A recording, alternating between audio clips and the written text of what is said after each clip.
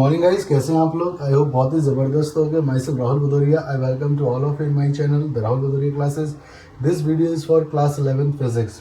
Before I start this video I want to tell you that guys, आपके school के जो WhatsApp group है उसमें आपको नोट्स फ्रिक्शन के भेजे गए हैं, तो प्लीज़ वह उनको नोट्स को अपनी नोटबुक में कॉपी कर लीजिएगा और उसको अच्छी तरीके से समझ लीजिएगा। तो बहुत ही ज़रूरी इन्फॉर्मेशन है क्योंकि your note should be completed. Okay, और बहुत अच्छी खबर आ रही है कि सुन रहा हूँ कि बहुत जल्दी स्कूल खुलने वाले हैं, तो चलिए बहुत जल्दी स्कूल में मिलेंगे। तब तक हम आगे अपनी पढ़ाई को कंटिन्यू करते हैं। तो गाइज, हम कर रहे थे वर्क एनर्जी एंड पावर, और वर्क एनर्जी और पावर में बढ़ते बढ़ते हम एक बहुत ही इंपॉर्टेंट टॉपिक की तरफ आ निकले हैं जिसको कहा जाता है कोलिजन। कोलिजन का मतलब होता है टकराना, संघट्ट। इसको हिंदी में बोलते हैं संघट्ट, यानी कि जब दो बॉडी आपस में टकराती हैं तो उस इंसिडेंट को कोलिजन कहा जाता है। इसके लिए दो बॉडी का आपस में टकराना बहुत ज़्यादा ज़रूरी होता है और दोनों बॉडी एक सिस्टम बना लेती हैं और उस सिस्टम में वही दो बॉडी एक दूसरे पर फोर्स लगाती हैं, रिलेटिव फोर्स अप्लाई करती हैं एक दूसरे पर। तो इस तरीके के इवेंट्स होते हैं जिसको हम कोलिजन कहते हैं। दोनों बॉडी ही एक दूसरे के लिए फोर्स अप्लाई कर रहे हैं, रिलेटिव फोर्स। तो वो एक सिस्टम है, उस पर किसी तीसरे फोर्स का कोई रोल नहीं रह जाता है। देखते हैं कैसे काम करता है ये। लेट्स सपोज यहाँ पर दो बॉडीज हैं। Okay, this is body A and this is body B, जिसका मास है m1 और इसका मास है m2। इसकी वेलोसिटी है u1 और इसकी वेलोसिटी है u2। ये जाके से टकरा रहे हैं, दोनों आपस में आके टकरा रहे हैं लाइक दिस। ठीक है, कोलिजन हो गया। ये बिफोर कोलिजन का इंस्टेंट है, ये अभी नहीं हुआ है, ये ड्यूरिंग कोलिजन हो रखा है, यानी कि कोलिजन हो रहा है और टकराने के बाद रिलेटिव मोशन की वजह से वो फिर से दूर दूर हो चुके हैं और उन्होंने अपनी वेलोसिटी चेंज कर ली है। क्या कर ली है? v1 और v2 कर ली है। ठीक है ना, ये बॉडी ए थी और ये बॉडी बी थी, इन्होंने v1 और v2 कर रखे। तो माय पॉइंट इज कि जब दो बॉडी आपस में टकराती हैं तो वो एक दूसरे पर रिलेटिव मोशन लगाती हैं और ये एक सिस्टम बनता है जिसमें only these two bodies are work to each other. Okay, तो ये दोनों बॉडी एक दूसरे के लिए काम करती हैं और आफ्टर दैट वो एक रिलेटिव फोर्स की वजह से, रिलेटिव मोशन की वजह से वो सेपरेट हो जाती हैं। तो this whole incident is called collision. इस पूरे इंसिडेंट को हम क्या बोलते हैं? कोलिजन बोलते हैं। जनरली कोलिजन टू टाइप्स के होते हैं बेटा। पहला जो होता है वो होता है इलास्टिक कोलिजन। ठीक है, the first type of collision is called elastic collision and second type of collision is called inelastic collision. और जो सेकेंड टाइप का कोलिजन होता है वो इनइलास्टिक कोलिजन होता है। इलास्टिक कोलिजन और इनइलास्टिक कोलिजन, इलास्टिक कोलिजन और इनइलास्टिक कोलिजन। जो फर्स्ट टाइप का कोलिजन है वो इलास्टिक कोलिजन है और जो सेकेंड टाइप का कोलिजन होगा वो क्या होगा? इनइलास्टिक कोलिजन होगा। चलिए बात करते हैं दोनों की। ठीक है, elastic collision, first of all हम बात करेंगे इलास्टिक कोलिजन। देखिए इलास्टिक कोलिजन क्या होता है? इलास्टिक कोलिजन का मतलब होता है when two body collapse each other, when two body collides each other, है ना। And before and after, during, किसी भी तरीके का इसमें there is no loss of energy, इसमें किसी भी तरीके का एनर्जी लॉस नहीं होता। तो no energy loss during the elastic collision, no energy loss, किसी भी प्रकार का एनर्जी लॉस इसमें देखने को नहीं मिलता है। द काइंड ऑफ कोलिजन जिसमें दो बॉडी टकराएंगी लेकिन उसमें किसी भी प्रकार का एनर्जी लॉस देखने को नहीं मिलता है, that is called elastic collision. Generally इसकी तीन रिक्वायरमेंट्स होती हैं, ध्यान रखिएगा। सबसे पहले linear momentum. Linear momentum body का before and after is conserved, वो सेम रहता है। जो पहले था वही जो मोमेंटम होगा वो बाद में रहेगा। जैसे कि मैं आपको बताऊं, ये आपके पास बॉडी थी जिसका मास m1 है, मास m2 है, ये u1 है, ये u2 है, ये बिफोर है, ये आफ्टर कोलिजन है। ये मास m1 था, ये मास m2 था, टकराने के बाद v1 हो चुका है, v2 हो चुका है। तो m1 u1 plus m2 u2, इस पूरे सिस्टम का लीनियर मोमेंटम इसका प्लस इसका, ये वही मोमेंटम होगा जो टकराने के बाद m1 v1 plus m2 v2, जो टकराने के बाद का मोमेंटम होगा ये क्या रहेगा? कंजर्व, यानी कि no change in momentum, momentum किसी भी प्रकार से नहीं बदलेगा। ओके, ये है लीनियर मोमेंटम कंजर्वेशन। नंबर 2, इसमें आपकी kinetic energy is also conserved, यानी कि जो काइनेटिक एनर्जी है वो भी कंजर्व रहती है। यानी कि टकराने से पहले की kinetic energy half m1 u1 square plus half m2 u2 square, पूरे सिस्टम की टकराने से पहले की और टकराने के बाद m1 v1 square plus m2 v2 square, यानी कि टकराने से पहले और कोलिजन के बाद। हाँ गाइस, तो हम बात कर रहे थे कि काइनेटिक एनर्जी यहाँ पर क्या रहती है, कंजर्व रहती है, यानी कि टोटल काइनेटिक एनर्जी जो सिस्टम की बिफोर कोलिजन है और आफ्टर कोलिजन है, वो काइनेटिक एनर्जी क्या रहेगी, सेम रहेगी, कंजर्व रहेगी। And due to this total energy is also conserved, यानी कि टोटल एनर्जी भी क्या रहेगी, कंजर्व रहेगी, यानी कि सेम रहेगी। This is a condition for elastic collision. ये इलास्टिक कोलिजन की एक सबसे महत्वपूर्ण और सबसे जरूरी कंडीशंस हैं। ये सारी चीजें आपकी क्या रहेंगी, कंजर्व रहेंगी। क्या रहेंगी, कंजर्व रहेंगी। चले इसके बाद हम बात करते हैं काइनेटिक एनर्जी की। क्या बात करते हैं, सॉरी काइनेटिक एनर्जी बोल रहा हूं, माय मिस्टेक बेटा, इन इलास्टिक कोलिजन की।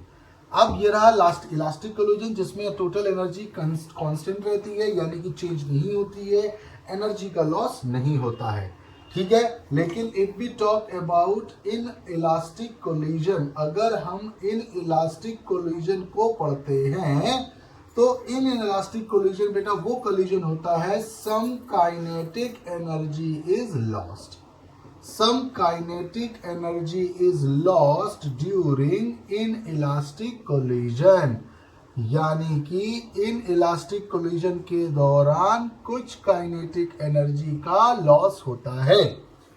सम kinetic energy is lost during inelastic collision, यानी कि इन इलास्टिक कोलिजन के दौरान कुछ काइनेटिक एनर्जी का लॉस होता है, ठीक है ना। तो हम ये कह सकते हैं number one, linear momentum remain conserve, यानी कि इस केस में भी लीनियर मोमेंटम आपके कंजर्व रहेगा, ठीक है। लीनियर मोमेंटम चेंज नहीं होगा, टकराने से पहले और टकराने के बाद लीनियर मोमेंटम में नो चेंज।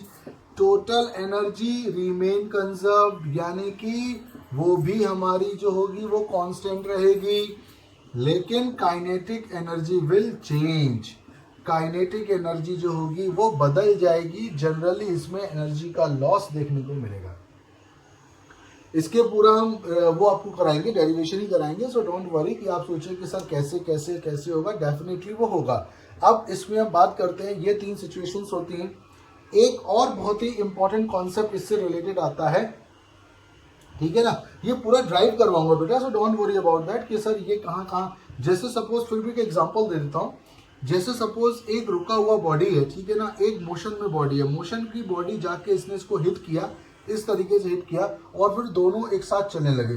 तो ये जो बॉडी जो मोशन में जाके इसको हिट कर रहा है और फिर इसको लेकर जा रहा है, तो बिकॉज अनमूविंग बॉडी को मोशन में लाने के लिए इसने अपनी कुछ ना कुछ काइनेटिक एनर्जी को क्या किया होगा, लॉस किया होगा, क्योंकि तभी वो जाके मोशन में आई होगी। तो एक एग्जांपल है, इससे हम वेरीफाई करेंगे, सो ज़्यादा बहुत ज़्यादा चिंता की बात नहीं है। तो जब हम इसका करेंगे सोल्यूशन देन आपको पता चल जाएगा। तो inelastic collision is a kind of collision in which some kinetic energy is lost during the collision. During the inelastic collision some kinetic energy is lost, कुछ ना कुछ काइनेटिक एनर्जी आपकी लॉस्ट होती है। जो लॉस्ट नहीं होता, जो बदलता नहीं है, वो लीनियर मोमेंटम है और टोटल एनर्जी है। लेकिन क्या चेंज होगा, काइनेटिक एनर्जी जरूर आपको लॉस में देगी इनइलास्टिक कोलिजन के दौरान। अब इसमें एक छोटा सा कॉन्सेप्ट आता है, जरा उसको समझना बहुत ज्यादा जरूरी बन जाता है, क्योंकि इससे भी हम निकाल सकते हैं, प्रूव कर सकते हैं। जैसे कि एक आता है coefficient of restitution, coefficient of restitution, coefficient of restitution या रेजिलियंस, इसको स्मॉल ई से रिप्रेजेंट किया जाता है। अल्टीमेटली ये क्या होता है, ये स्पीड होती है, बेसिकली ये बॉडीज की स्पीड होती है after the collision upon change in speed. देखो ये क्या हो जाएगा, देखो जैसे मैंने आपको बताया था कि यहाँ पर दो बॉडी हैं जिसकी वेलोसिटी u1 है u2 है। ये है आपके बिफोर कोलिजन की बात, टकराने के बाद after the collision v1 v2, ठीक है ना। तो यहाँ पे आफ्टर द कोलिजन जो चेंज आ रहा है वो आएगा v2 माइनस v1 और u1 माइनस u2। ये जाके इससे टकराएगा, मतलब u1 is greater than u2, और इसने अपनी स्पीड इसको ट्रांसफर कर दी, एनर्जी इसको ट्रांसफर करी थोड़ी बहुत, जिसकी वजह से इसकी स्पीड ज्यादा हो जाएगी, v2 is greater than v1। तो after the collision second body की स्पीड बढ़ेगी, बिफोर द कोलिजन फर्स्ट की स्पीड बढ़ेगी, तभी ये कोलिजन अगर वो सिंगल डायरेक्शन में जा रहे हैं तो पॉसिबल है, एक ही डायरेक्शन में जा रहे हैं तो पॉसिबल है। तो आप ये कह सकते हो कि restitution is what, the ratio of the speed या चेंज इन स्पीड या difference of speed after collision v2 minus v1 upon u1 minus u2 before collision. टकराने के बाद v2 माइनस v1 यानी कि the change in speed after collision, और u1 minus u2 before collision. v1 minus v2 minus v1 after collision की जो speed है उसका डिफरेंस, और बिफोर कोलिजन की जो स्पीड है उसका डिफरेंस। अगर हमारा परफेक्टली इलास्टिक है, अगर हमारा कोलिजन बच्चा लोगों परफेक्टली इलास्टिक है तो E की वैल्यू यहां पर आएगी 1। क्या आनी चाहिए? 1 आनी चाहिए। अगर हम E को 1 रख देते हैं इलास्टिक कोलिजन के लिए, v2 minus v1 upon u1 minus u2, तो ये हो जाएगा u1 minus u2 v2 minus v1। ठीक है, तो आप चाहो तो इसको सेम सेम में भी रख सकते हो, v2 इधर v1 इधर, तो u1 plus v1 equals to v2 plus u2।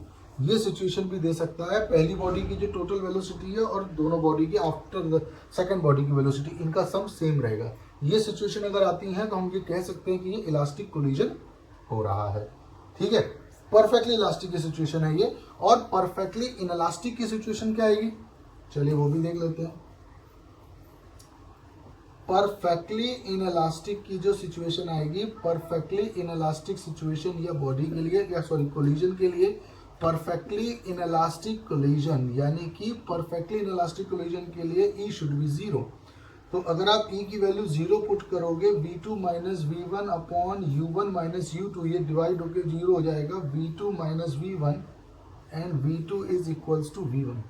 तो यानी कि आफ्टर द कोलिजन दोनों वेलोसिटी सेम हो सकती हैं, दोनों वेलोसिटी बराबर हो सकती हैं, and the collision is going on. तो दिस इज कॉल्ड व्हाट?